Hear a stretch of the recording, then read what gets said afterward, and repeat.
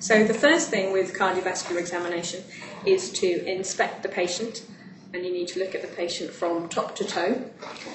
So the patient isn't obviously breathless, and I can see no visible cyanosis. I'm looking in the face for any pallor, around the lips for any cyanosis. There are no visible pulsations in the neck.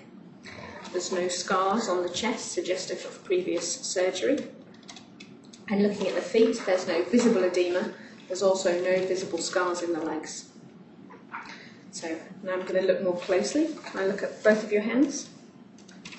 Right. The hands are warm and well perfused. There's no peripheral cyanosis. Turn them over from.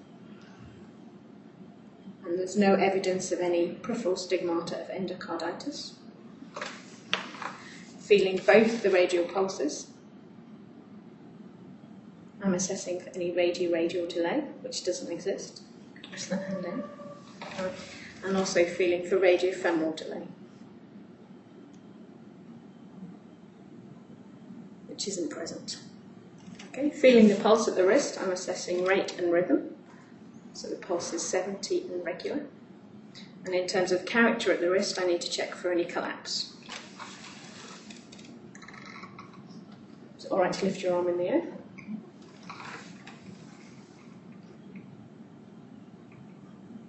And that's normal. When working up the arm, you then need to know the patient's blood pressure. Okay. And then you can examine the face.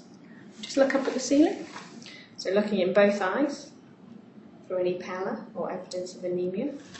Again, you can inspect the cheeks. Can you open your mouth for me? Stick your tongue out and up in the air. And there's no evidence of central cyanosis. You can relax. So then examining the neck, I'm going to feel for the carotid pulse. Confirming the rate and rhythm felt at the wrist. And feeling for a slow rising character, which doesn't exist. I'm now going to look for the jugular venous pressure. If you just turn your head just slightly to that side and relax. So looking for a double wave pulsation and measuring its height above the angle of Louis. And the JVP as well. So you can then move on to the precordium, and you can inspect, again confirming there aren't any scars, and look for any visible movement. So I'm now going to palpate for the apex beat, and I'm going to start inferior and laterally to its normal position so that I don't miss any pathology.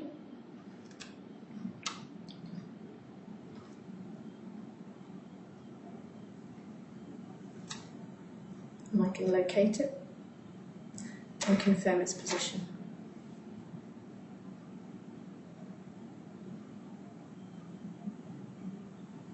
You can now feel for any heaves or thrills.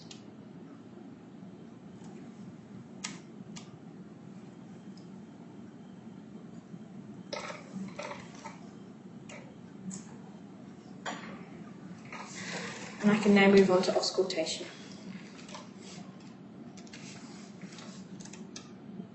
So I'm going to listen first at the apex with the bell. And as I listen, I'm going to keep one finger on the carotid pulse.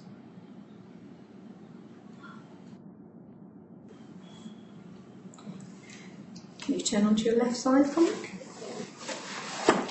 Right, so I'm now listening for mitral stenosis.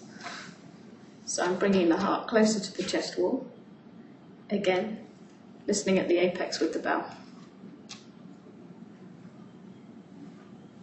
Take a breath in, and out, and stop. Fine, you can rest back.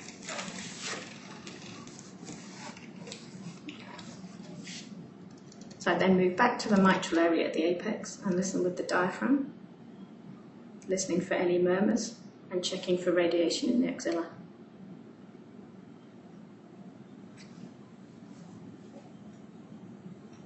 I then move on to listen in the tricuspid area,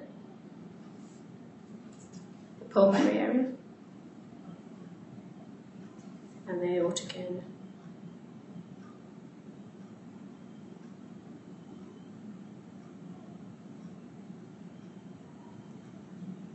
I can listen for any radiation from the aortic area to the carotids. You take a breath in for me, and out, and stop, and relax, and again, breath in, breath out, and stop. Fine. Can you sit forward? So I'm now going to listen for aortic regurgitation, which is a diastolic murmur which radiates to the left sternal edge. You take a breath in, and out, and stop. Fine. And while the patient's sitting forward, I'm going to examine the lung bases. Can you take a breath in, and out, and again, and out. And also examine for sacral edema. Rest back. And then examine for any peripheral edema. Fine. Thank you very much.